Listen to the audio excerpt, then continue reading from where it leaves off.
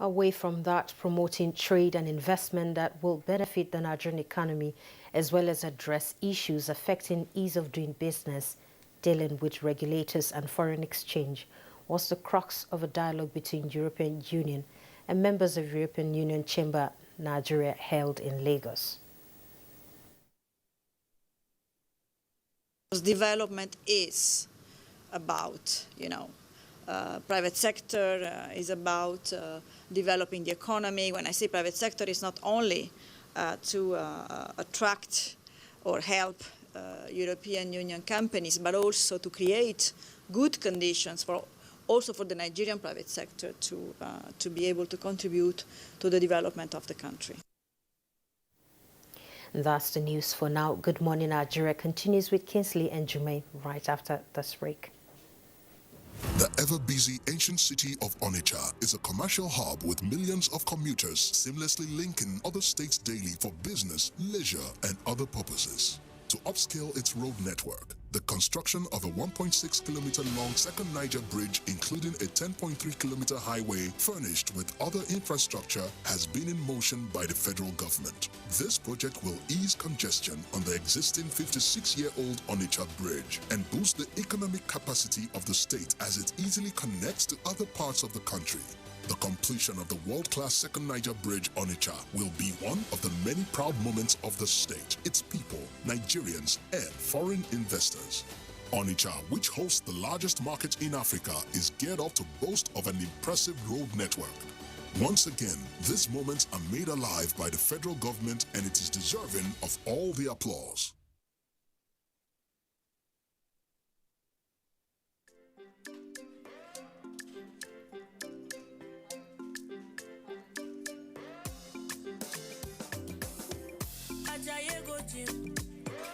You won't go shake your body.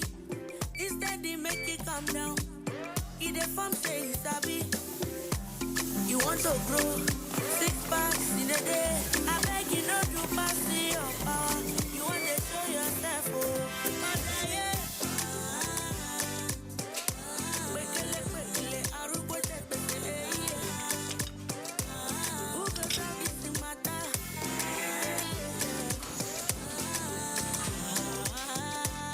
Whatever your size, find it with the new Airtel data plans. Dial *141# now to get the plan that suits you.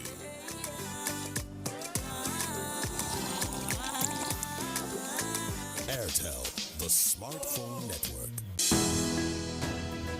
The counsel of our fathers. I will urge and advise our younger generation to use talent and brain to sort out problems, not arms. Nigerian youths, let's build our nation together.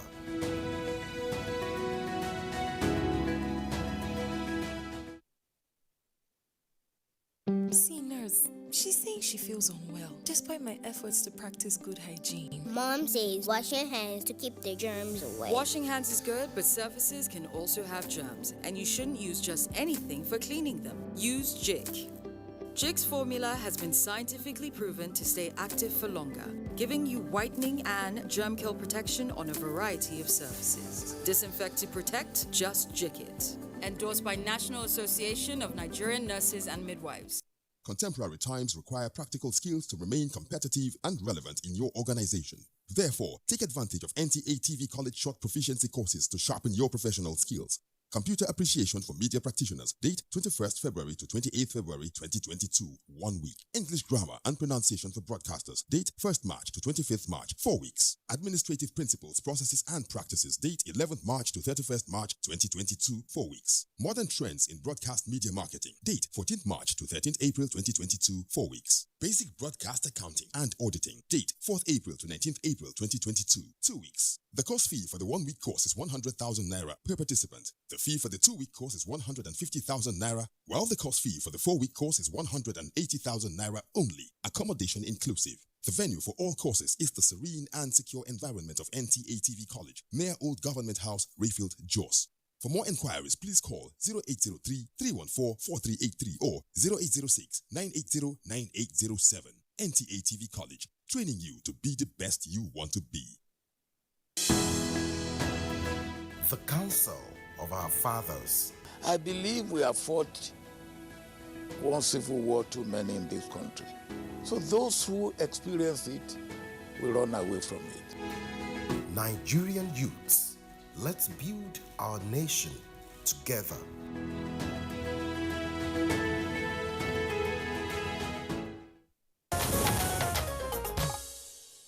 You're watching Good Morning Nigeria on the network service of the NTA. Next is Business News with Kunle Ade.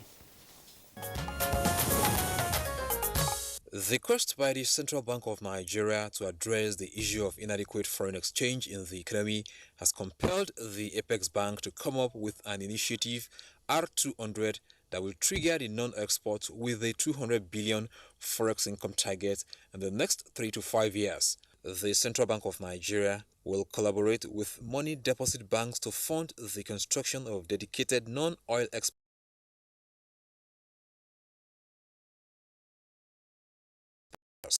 A professor of capital market, Uche Uwaleke, said the CBN's initiative is going to improve Nigeria's exports. I think it's a welcome move, it's a welcome development, especially given the fact that it's not just coming from the central bank, it is coming from the stakeholders. This is something that has the backing of the Bankers Committee, which of course, you know, has as their membership, the CEOs of banks. So the central bank is hoping that within the next 3 to 5 years, this country should be able to, you know, get that kind of money. Under the program, loans will be provided to companies for value addition and production of finished goods for export at 5% for a 10-year period with a 2-year moratorium. With Business News, I'm Kunle Adeyeye. Thank you very much, Kunle, for the business package and Good Morning Nigeria. Coming up next is a review of some of the papers we have this morning.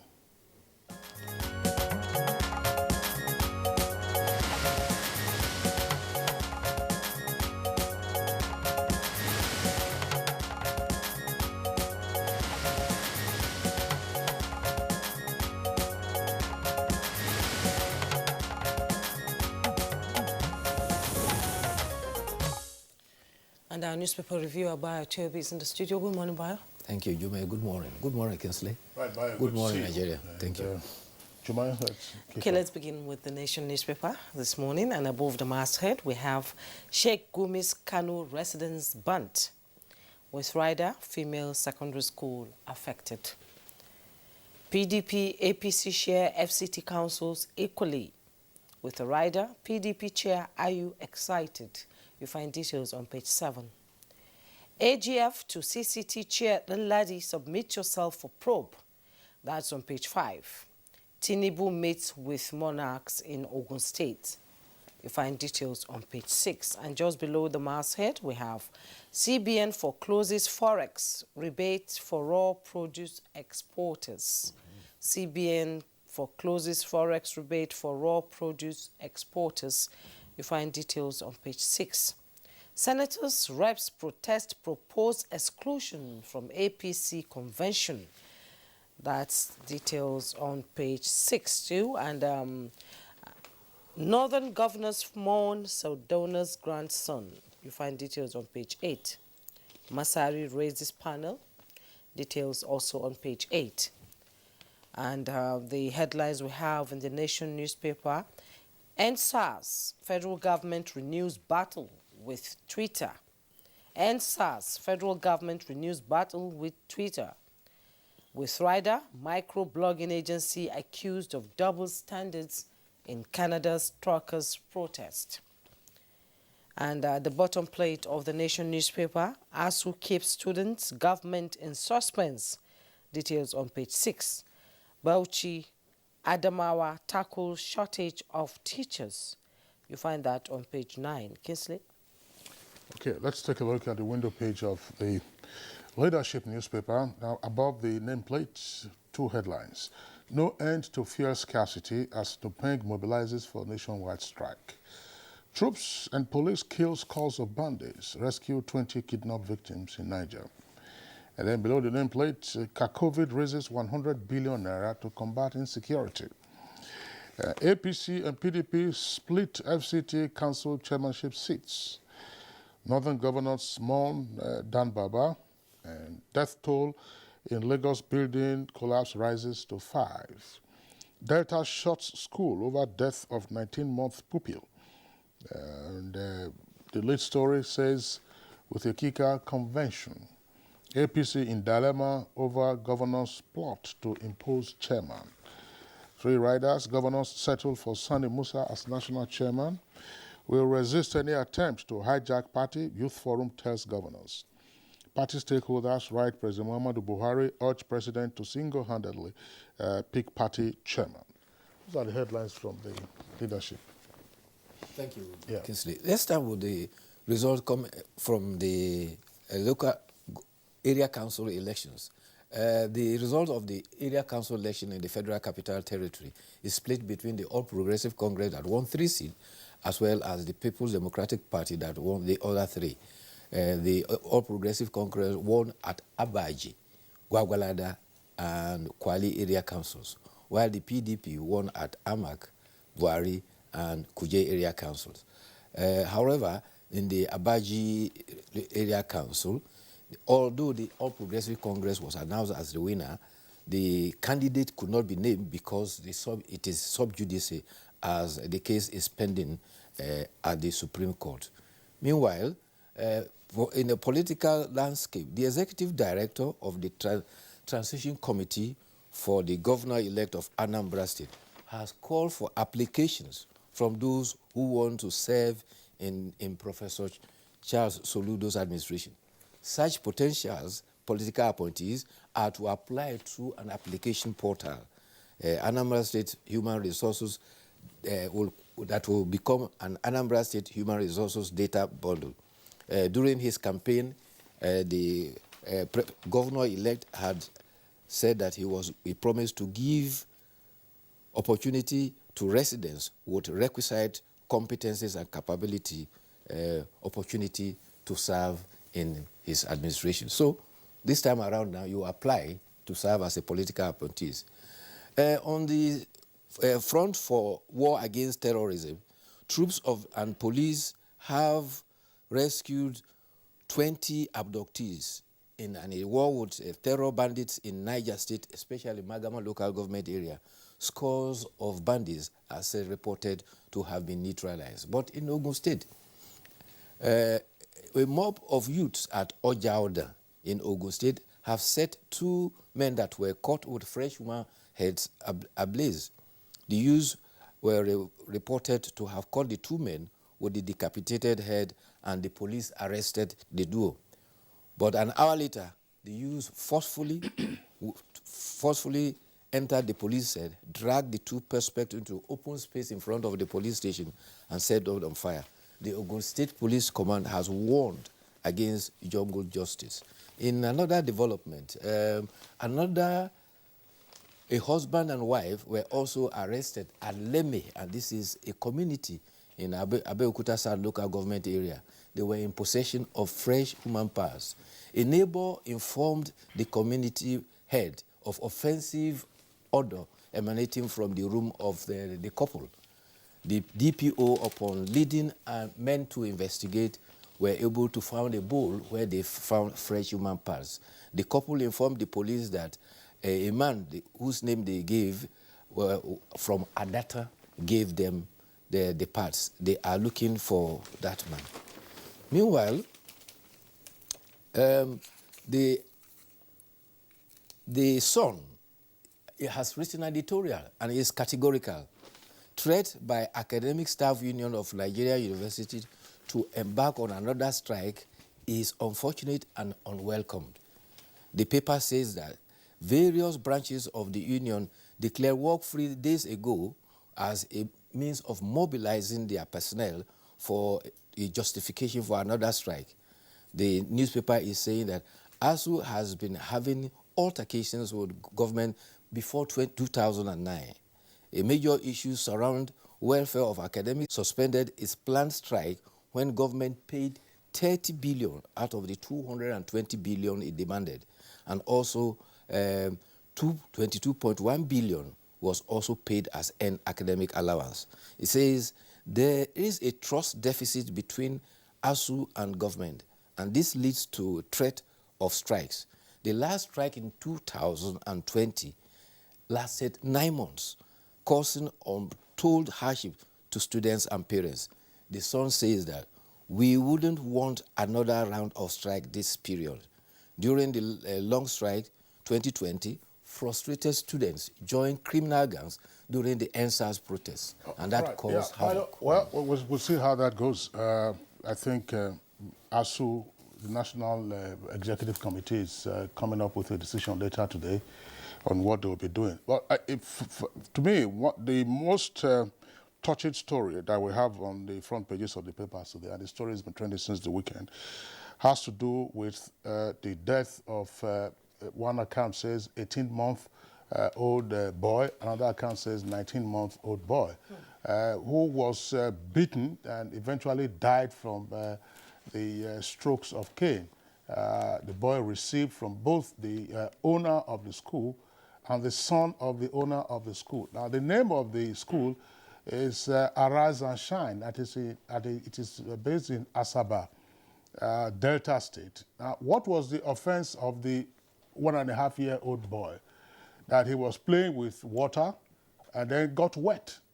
And then they bound him hands and legs and flogged him with 31 strokes of the cane. From the injuries, the boy was taken to the Federal Medical Center in Asaba, where the boy eventually died. Delta State government has moved now to close the school and obviously to also proceed with trial. There are a number of... The school was closed because it's not even registered. Yeah, well, that's one. But there are a number of issues. We're still dealing with the case of Hanifa in Kano, who was murdered by the school proprietor. That's Hanifa, 5 years old. You have to ask yourself this question. What is an 18-month-old baby doing in school? That is the million-dollar question. This is not a time to inflame the passions or castigate the parents, because we know that they are mourning. But it is one question to address, because it's a pervasive problem in Nigeria. Parents have tended now to outsource the socialization of their children to other institutions. Oh, a 2-year-old, they say, I'm taking a child to school. What is a 2-year-old doing in school? What is a 3-year-old doing in school? This one, 18 months. What are you doing in the school? We went to school. Yeah, that's primary that was school. how we went to school. That's primary there was school. no nursery school then. There are crèches, there are nurseries. Yes. And there are, in fact, there's pre-nursery before nursery. I don't understand. As Jomai said, when we went to school in the 1960s, we have to be specific about this bio, the sole criterion for admission was that the tip of your middle finger taken across your head must touch your earlobe. Now, the first time my father took me to school, I was rejected. Same with my brothers. They were rejected. They said, oh, the presumption being that we were not mature enough. And because we were playing around and all that. The following year again was a struggle, because sometimes you want to do, you do it like this. They will say, no, that it must be like this. 1 year, 2 years. So by the time you start off with your instructions, you are mature for the program. To be honest, 18 years, and I think that not just the parents, but the supervisors. We have discussed on Good Morning Nigeria the supervision and management of private schools after the case of Hanifa and what also happened at Dowen College. Yes. I mean, it's, to be honest, there are socializing agencies. The family is one. Family number one. So don't outsource it to some other person to say that, oh, because you are busy. And you are busy, see what has happened. The family is the first socialization industry. You know, when you follow the social media, when children are resuming to school, you say, oh, thank God, school is resuming. And I can say, are you trying to say the holidays wasn't good enough for you with your children. To push responsibility to the school and to the teachers. This is what you also find with admission into universities. It's a problem that JAMB has also been dealing with. 15, 16? Yeah, the minimum age for application is 16 years. But you find some children who are not up to that age being pushed by their parents. Sometimes, falsifying figures or falsifying their ages to qualify them. And when they get admitted, the immaturity begins to unfold because the kind of freedom that you have in the university environment is such that they cannot manage. And in fact, an otherwise brilliant boy, an otherwise brilliant girl, probably just loses his or her way. So parents and guardians, we have to ask ourselves, this question. There is how much is it that you are going to make? Yes, you don't have to sacrifice your job, but there are other ways of raising your children. Not to say, oh, my child is going to school. Oh, my child left primary school at the age of 9, at the age of... What bragging? You want to become another Albert Einstein? Jume, what's the headline there on the Nation? NSAS, federal government renews battle with Twitter. Again, this is a misrepresentation. What the Honorable Minister of Information said was that there is a double standard between the conduct of the Canadian government and Twitter, especially where truckers in Canada are protesting. The Canadian government has descended on them seriously, say they are undermining their economy, in fact declaring them as terrorists. Twitter has taken all their notices off their platform. The Honorable Minister is drawing a parallel with what happened in NSAS, October 2020, saying that Canada was one of the nations that condemned Nigeria. Yes, and supported NSAS, Twitter actually encouraged by putting the things in the... That's why he said our successful negotiation with Twitter to fashion out measures to ensure responsible use of that platform has made us a global trailblazer. Okay, now we usually do not review advertisements in papers, but I'm just reading one advert now. Is it exceptional? No. I'm just reading an advert in the leadership. I will get into the name of the advertiser. But the subject matter, I believe, is a critical one, and it's something that the authorities should get into very quickly. Because the advertisement is claiming that there is a suspension of the sale of sugar by one or two major companies. And the advertiser, who is also a sugar seller, says, look, there's no reason for any person to suspend the sale of sugar. That one of the companies that has suspended sugar is because that company did not comply with the regulations governing their operations. And that the question that the advertiser is asking, is this intended to hike the price of sugar? Is it intended to create hoarding? Is it intended, because there are all kinds of, if you recall last year, there was the spat over whether sugar was hoarded during the Ramadan in order to increase the price. And Ramadan is just around the corner. Sugar it's important in our lives, although excess of it can lead to type 2 diabetes. But what is happening to the sale of sugar? Is artificial scarcity being created? And I also read it's on page 4 of the Nation newspaper, where 3 women put to bed fleeing from terror attack. Yeah. Oh my goodness. In the bush. Can you imagine that? It's terrible. Okay, Bayo, in the absence of anything else, we'd like to appreciate you. Thank you very much. Yeah, we'll see you again tomorrow. It's Good Morning Nigeria, and we are live on the network service of the Nigerian Television Authority. We'll take a short break now. When we return, it'll be time for our conversation segment. The Nigerian aviation sector is rapidly growing with the construction of new international airport terminals in several regions of the country. The new Murtala Mohammed International Airport has an estimated passenger increase of 30 million annually and 15 million for Nnamdi Azikiwe International Airport, Abuja. Malam Aminu Kano International Airport is also expected to open new frontiers for the region with more travel capacity for the annual Hajj, while the new Akanu Ibiam International Airport, Enugu, avails more business opportunities connecting the industrial cities in the region to the world. These new terminals beat world-class standards with enabling infrastructure that aid air travel, tourism, and the eventual growth of the country's GDP. Open up commerce and, of course, link us to international societies. People from international community will come here to do business, and then that will bring in more revenue to the state. Now, distances can be seamlessly covered as Nigeria keeps raising its bar to suit global infrastructure standards. See, nurse, she's saying she feels unwell, despite my efforts to practice good hygiene. Mom says wash your hands to keep the germs away. Washing hands is good, but surfaces can also have germs, and you shouldn't use just anything for cleaning them. Use Jik. Jik's formula has been scientifically proven to stay active for longer, giving you whitening and germ kill protection on a variety of surfaces. Disinfect to protect, just Jik it. Endorsed by National Association of Nigerian Nurses and Midwives. The counsel of our fathers. My advice to these young people is please do not take us back to those harrowing days. You probably do not know what it is. Nigerian youths, let's build our nation together.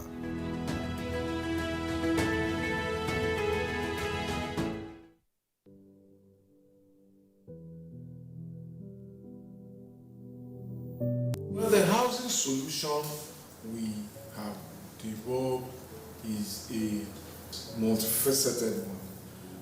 First, we have tried to lead a program to build what we think will be an acceptable and hopefully affordable housing type based on surveys we did in 2015-2016 and construction that started in 2017.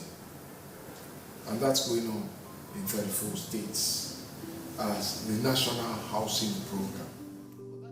This message is from the Federal Ministry of Information and Culture.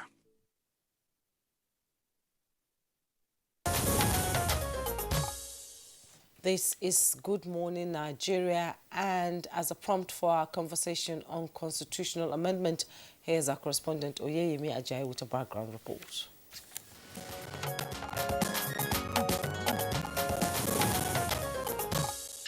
The year 1999 will continue to be described as a watershed in Nigerian politics and democracy, not just for the smooth transition from the military rule to democratic system of government, which has been sustained till date, but when the country's present national constitution was drafted. Since then, the country has been guided by the imprints of the national document to be respected by all. However, over the years, there has been a clamor from various quarters for amendment of the Constitution, backed with claims that some of the laws inherent in the Constitution are not consistent with modern trends or do not guarantee equality and justice in the Nigerian Federation. Some punishments and fines, for instance, were pointed out as not being commensurate with the offense, encouraging offenders to go ahead with the offense and pay the fines from the breast pockets. The two chambers of the National Assembly have since set in motion a joint committee on the review of the 1999 Constitution with issues bordering on local government administration and autonomy, the legislature, judicial reform, state creation, state police, devolution of powers, women and vulnerable groups, strengthening of the institutions, good governance, political parties and electoral matters, fundamental human rights and national security. Part of the issues being considered by the National Assembly's Joint Committee on the Review of the 1999 Constitution is to split the state joint and local government accounts created under Section 162, Subsection 6 of the 1999 Constitution to grant full financial autonomy to the third tier of government. The Deputy Senate President Ovie Omoagege, who chairs the Joint Senate and House of Representatives Review Committees, has urged lawmakers in the 6 geopolitical zones to ensure that the ongoing proposed amendments is done in the interest of Nigerians and not personal interest, adding that the review will be ready by the end of February. He reviews the consultants have recommended over 55 bills from hearing and memoranda submitted by the public. Now, how progressive is the ongoing constitutional review and amendment process, and how beneficial will it be in advancing the Nigerian Federation? These are issues that will engage guests on the program soon.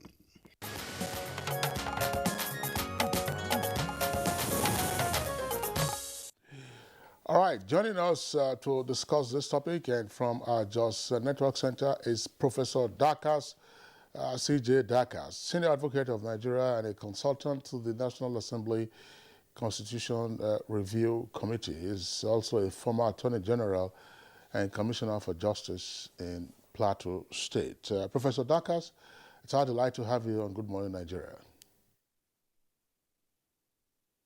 Thank you very much. Good morning, Nigeria.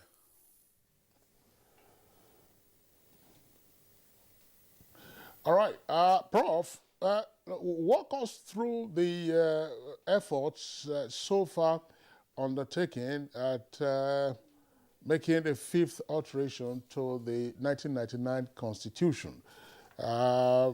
We understand that most likely by the end of this month, the final report of the Joint Committee of the Senate and the House will be made available, and you've been a consultant. Has this been a rigorous process, or it's just been seeking to pick and choose which of the issues are convenient? Thank you very much. First, I think as the background report pointed out, the Nigerian Constitution emerged in circumstances that were transitionary, in the sense that we were moving from the military government to a civilian government in 1999. And given the context in which the Constitution emerged, you can understand why there have been a number of challenges.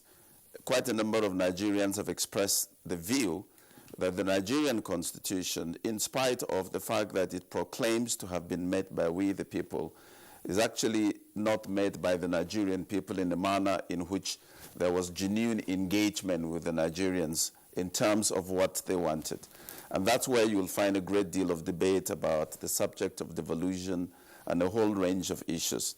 Now, Section 9 of the Nigerian Constitution sets out the framework for the amendment of the Constitution. And what has happened thus far is that each chamber of the National Assembly has constituted a special committee on constitution review. And as part of the work that has been undertaken thus far, a number of bills have been introduced before the National Assembly, but these bills have also thankfully been the product of engagement with the Nigerian people. For instance, what the National Assembly decided to do was to devolve and evolve mechanisms through which to harvest the views of Nigerians. And so, for instance, a number of public hearings were held in different parts of the country, and that gives you a sense of how rigorous and engaging the process was. But in order to make sure that both chambers of the National Assembly are on the same page, they decided to have joint retreats so that they would have the opportunity not only to engage with each other, in other words, each chamber of the National Assembly, but also recently, indeed just over the weekend, there was an opportunity to engage with speakers of the state houses of assembly. As many Nigerians probably know, the constitutional process for amendment under Section 9 requires not only the engagement of both chambers of the National Assembly, engagements with Nigerians, but also even where the National Assembly passes a bill for an alteration or amendment of the Constitution, it eventually goes to the states, and you need 2/3 of the states, in other words, 24, for any proposal to pass. And that's why the National Assembly deserves commendation, because it has not only engaged Nigerians, but it has also engaged the speakers of the state houses of assembly. And the idea is that at the end of the day, we will all be on the same page so that we can move the process forward. Okay, during the engagement process of getting Nigerians to be part of the process itself of the amendment of the Constitution, what were the issues overriding national interest and concerns raised by Nigerians? Let me start with one of the proposals that I believe is groundbreaking, and I hope that this is a proposal that will be taken extremely seriously. And this has to do with the place of women in governance. When you look at countries like Rwanda, even Uganda, and a number of other countries, I'm not even talking about the United States, I'm not even talking about Europe, I'm talking about African countries, you will find that the place of women in governance is a very perilous one. Women are not having the opportunity to be adequately represented in governance. And one of the groundbreaking proposals that I pointed out, that I believe will be a watershed if it passes, is the proposal to create special seats for women in the legislative arm of government. For instance, this proposal would require that every state will have one seat reserved for women in the Senate. At the level of the House of Representatives, every state will have 2 seats reserved for women. And at the level of the State House of Assembly, each senatorial district, and you will recall that there are 3 senatorial districts in every state, each of these senatorial districts will have a seat reserved for women.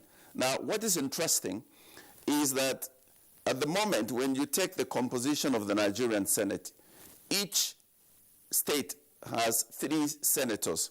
What it means is that there will be 3 senators, but there is an additional seat for women, so every state will produce 4 senators. And the fact that there is a seat reserved for women in every state in relation to the Senate does not prevent women from contesting for the other 3 seats in relation to the existing seats in each state for the Senate, for instance. And this is intended to address, as I said, the gross underrepresentation of women in governance. And I hope that this is a proposal that will be taken extremely seriously. And just like we had the Not Too Young to Run bill as one of the signature accomplishments of the 8th National Assembly, we will hopefully have this proposal as one of the signature accomplishments of the 9th National Assembly. Also, there is a proposal that addresses the subject of local governments.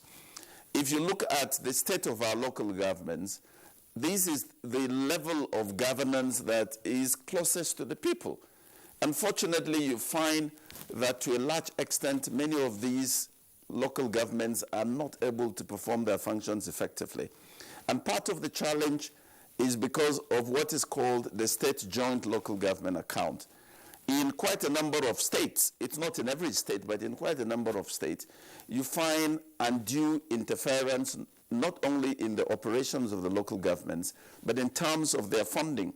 And one of the proposals in the context of the ongoing constitutional review is actually to abrogate the State Joint Local Government Account and to create accounts for the local governments where there will be direct payment of whatever is due to the local governments from the federation account.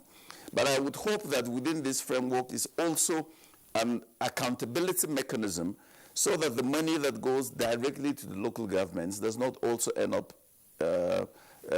in corrupt hands. Another proposal relates to the subject of the autonomy of the state legislature and the autonomy of the judiciary. Nigerians will recall that as recently as on Friday, I believe, the Supreme Court came to the conclusion that Executive Order number 10 that Mr. President had signed was unconstitutional. Now, Executive Order 10 is the order that sought to implement the autonomy of the state legislature and the state judiciary. And in the face of the decision of the Supreme Court, it now becomes extremely critical that the proposal that is on the table now for the autonomy of the state legislature and the state judiciary is one that will also be taken extremely seriously. But let me just draw attention to one other thing. One of the agitations of Nigerians is the devolution of powers. And this is born out of the fact that even though we have a federal structure, this is, in the views of many scholars and in the views of many commentators, skewed in favor of the federal government to the detriment of the states. And there are proposals to devolve some of the items that are on the exclusive list to the concurrent list. And I hope again that these are issues that will be taken extremely seriously so that we have a federal system that works for Nigerians. Professor Dakas, thank you very much for the insights you have provided into some of the proposals for amending the Constitution for a fifth time. I would like you to go over again the proposal for positive affirmative action for women. You were talking about each state now reserving a seat for women. And what is it for the House of Representatives, and what is it for the state houses of assembly? And is the Federal Capital Territory also captured in this?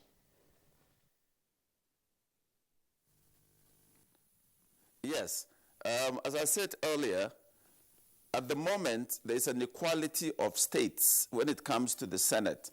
So each state has 3 senators. The FCT has 1 seat, and that makes up for a total of 109. Now, under this proposal, each state will reserve 1 seat for women. So we will now have 4 senatorial districts per state.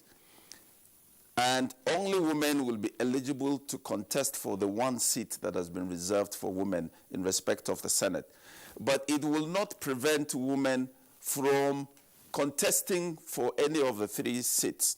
Now, when it comes to the House of Representatives, each state will reserve 2 seats for women. At the moment, we have 360 members of the House of Representatives, and we will now have 2 per state, and then you will also have representation at the federal capital reserved for women. And then at the state level, every state house of assembly will now have an additional 3 per state, because each of the senatorial districts will produce 1 woman. Now, let me emphasize this. As you pointed out, this is an affirmative action initiative. And affirmative action essentially is a special purpose vehicle that is intended to be a remedial measure to address a particular concern. And I like to emphasize this because a number of people have said, oh, if you reserve special seats for women, then it means that that constitutes reverse discrimination against men. I do not think that that argument is right. It is a special, whether or not we like it, women, for no fault of theirs, have not been given the opportunity to be adequately represented in governance.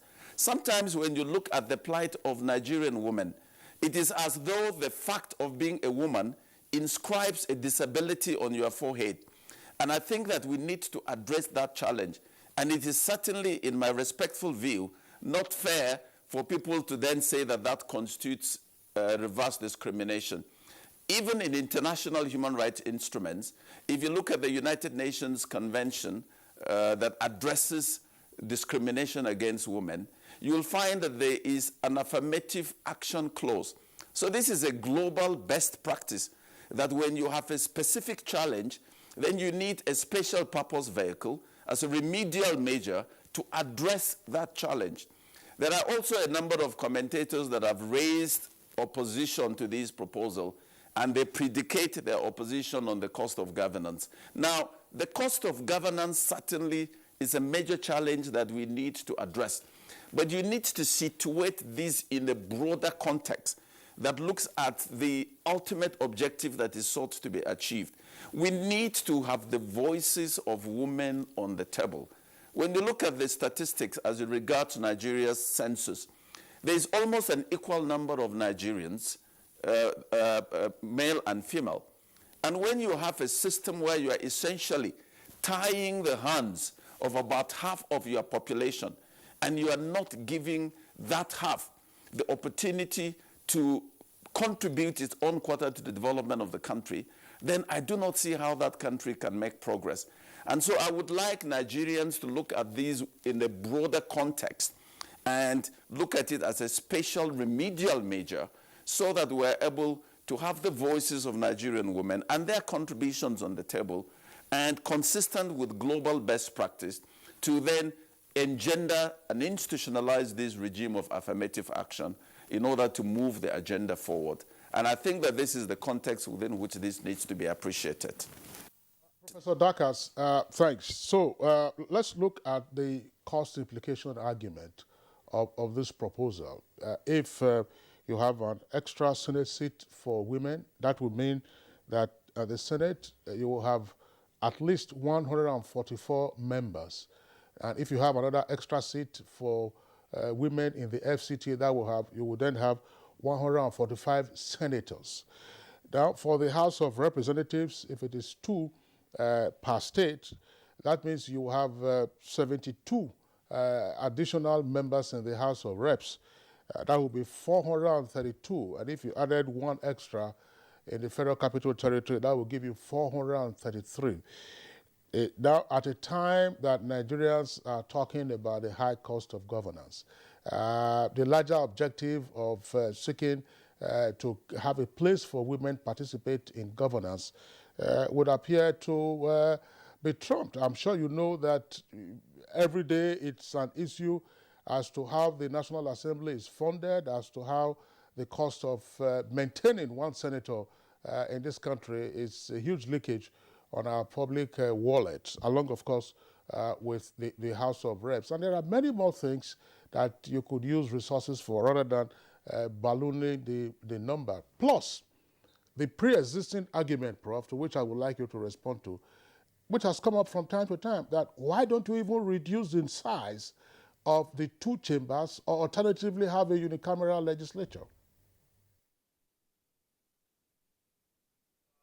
Thank you very much. As I alluded to earlier, the cost of governance certainly is a major challenge that we need to engage. But in the context of this Constitution amendment exercise, I'd like to draw attention to the fact that one of the facilitators of this process is actually an NGO called PLAC that has been very engaged in facilitating this process. And in the course of our deliberations, because we had very robust engagements, and we decided through PLAC to do a cost-benefit analysis to address the argument about the cost of governance. And that report clearly shows that at the end of the day, it's a net positive if you create these special seats for women, even when you factor in the cost of governance argument. Second, I have myself written very profoundly about the need to reduce the cost of governance. And one of the ways through which we can reduce the cost of governance, as you rightly pointed out, is some of the proposals that are on the table. But let me deal with, if you look at the cost of governance relative to the executive and the legislative arm of government, you will find that the cost of governance balloons, to use your words, a lot more at the level of the executive. And there's a great deal of waste at that level than even at the level of the legislative arm of government. In terms of the proposal, for instance, to have a unicameral legislature, what we need to appreciate is the fact that there is a context that explains our bicameral legislature at the national